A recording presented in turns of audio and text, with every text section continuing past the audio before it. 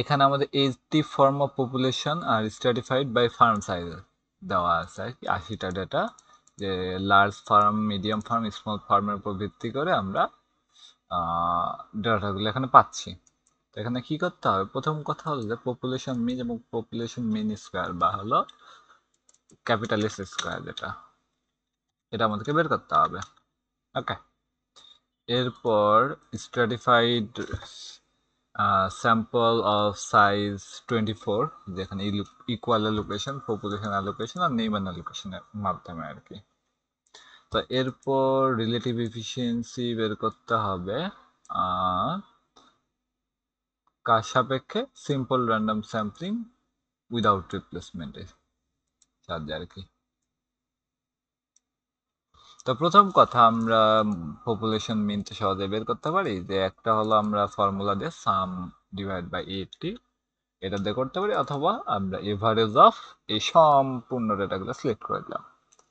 তো আমরা জানি ফাঁকা ডেটাগুলো আসলে জিরো মিন করে, বাট আমরা যখন এই যে এভারেজ বা ভ্যারিয়েন্সের ফর্মুলা ইউজ করব, তখন এগুলো আসলে এক্সক্লুড করে দেয়। যদি জিরো আমি ম্যানুয়ালি লিখে দিই তাহলে জিরো নেবে, তাহলে যদি না লিখি ওদেরকে বাদ দিয়ে দেয়। ওকে, তো আমার রেজাল্ট সেমই আসতেছে। আর পপুলেশন ভ্যারিয়েন্সের ফর্মুলা হচ্ছে এইটা, তো ওইটা দিয়ে আমরা করলে এটা পাবো, সাম অফ স্কোয়ারের জন্য সাম এস কিউ এইটা। বাট আমি চাইলে কি করতে পারি, ভ্যারিয়েন্স করব কার কার, এই যে প্রথম অংশ কমা দ্বিতীয় অংশ কমা তৃতীয় অংশ, এই যে প্রথম দ্বিতীয় তৃতীয় কমা কমা দিয়ে দিতে পারি। অথবা আমরা আরেকভাবে করতে পারি, সেটা হচ্ছে কি ভ্যারিয়েন্স ডট এস, মানে স্যাম্পল ভ্যারিয়েন্স, যেহেতু আমরা এস আছে সিগমা না, তাহলে এস দিলে কি এন মাইনাস ওয়ান ধরে ভাগ করে দেয় আর কি। এই যে আমরা সম্পূর্ণ সিলেক্ট করে দিলাম, এই চলে আসলো। তো তিনটা ক্ষেত্রে রেজাল্ট সেমই আসতেছে, আমরা যে কোনো একটা ইউজ করতে পারি। তাহলে মিন ভ্যারিয়েন্স গেল।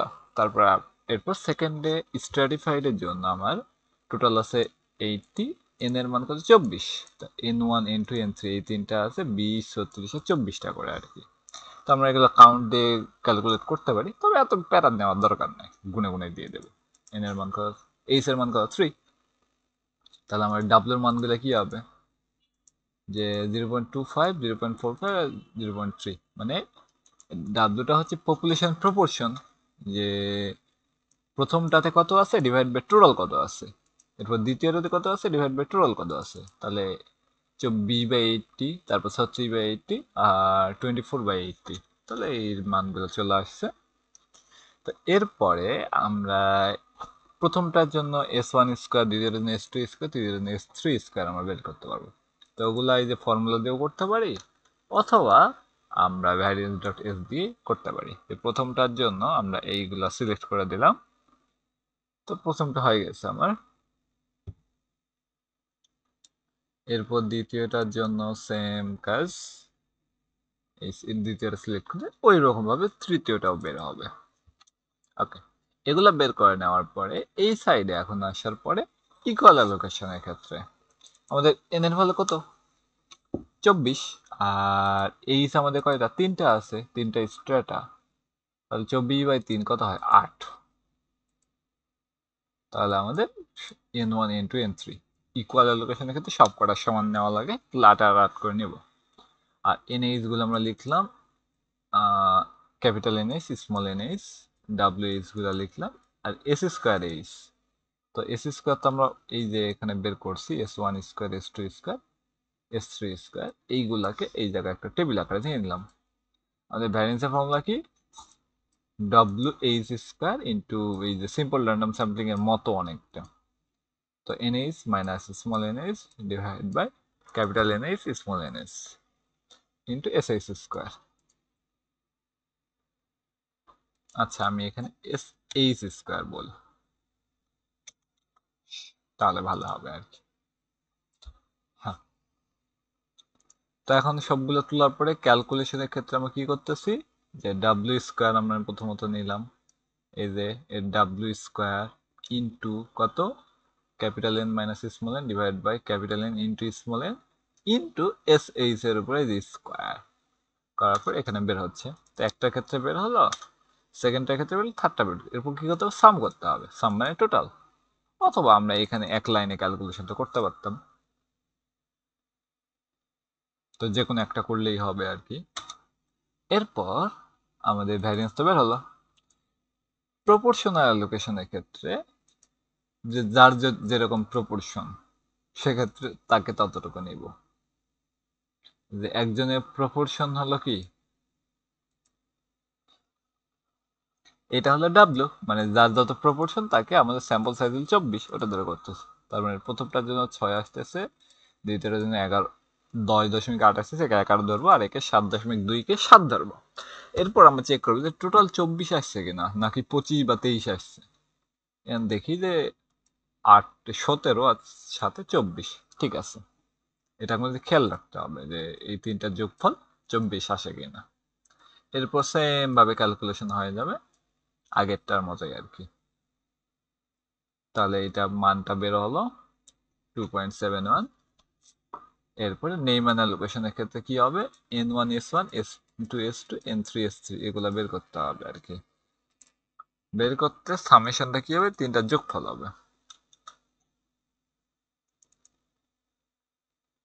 and s বলতে কিন্তু স্কোয়ার রুট অফ s1, এই যে g108 কই আছে, এই যে প্রথমটা আর কি।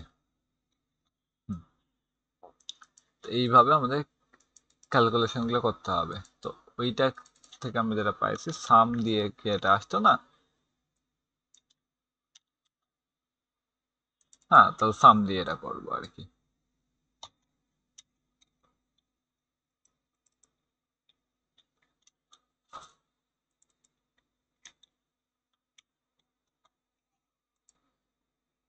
তাহলে n1টা কত আসবে, 8, 10 আর 16 আসতেছে নেইমান অ্যালোকেশনের ক্ষেত্রে। তো 8, 10 আর 16 নেওয়ার পর সেম ভাবে ক্যালকুলেশন হচ্ছে। এখান থেকে কত আছে 2.53। এবার লাস্টে পার্সেন্টেজ অফ রিলেটিভ এফিসিয়েন্সি কার সাথে, সিম্পল র্যান্ডম স্যাম্পলিং এর সাথে। তো আমরা ভ্যারিয়েন্সটা কিভাবে ক্যালকুলেট করব, n minus N divide by N N into S square. S square কোনটা হবে, সম্পূর্ণটার মিলে এস স্কোয়ার, যে 1 নাম্বার যেটা বের করছিলাম E79, ওই যে কোথায় বের হয়েছে, আর এই এস স্কোয়ারটা আর কি।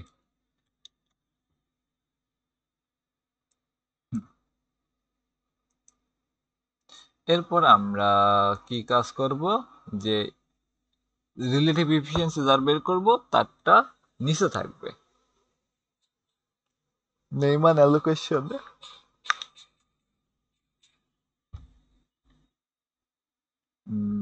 7.8,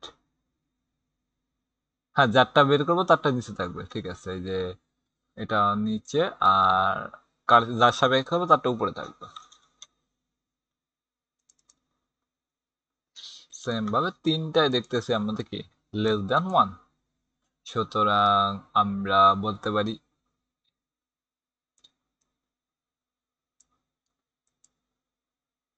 ওয়েট, 1 থেকে ছোট কেন, 1 থেকে তো বড়।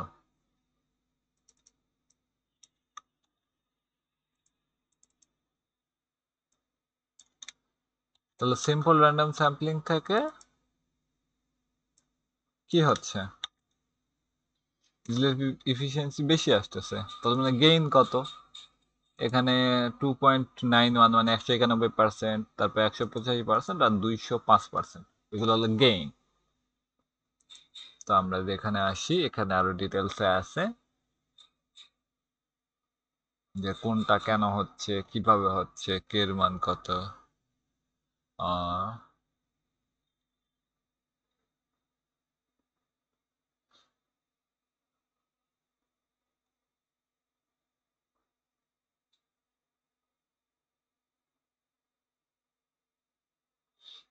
তা এখন এই যে সব কয়টা কত 1 থেকে বড়, তার মানে আমরা বলতে পারি এদের ক্ষেত্রে এরা বেশি ইফিশিয়েন্ট আর কি।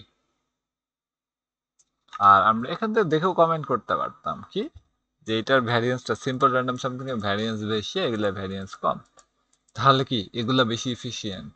তো এগুলোর মধ্যে কোনটা বেশি ইফিশিয়েন্ট, এই যে এটা, কারণ হলে এর ভ্যারিয়েন্স সব থেকে ছোট।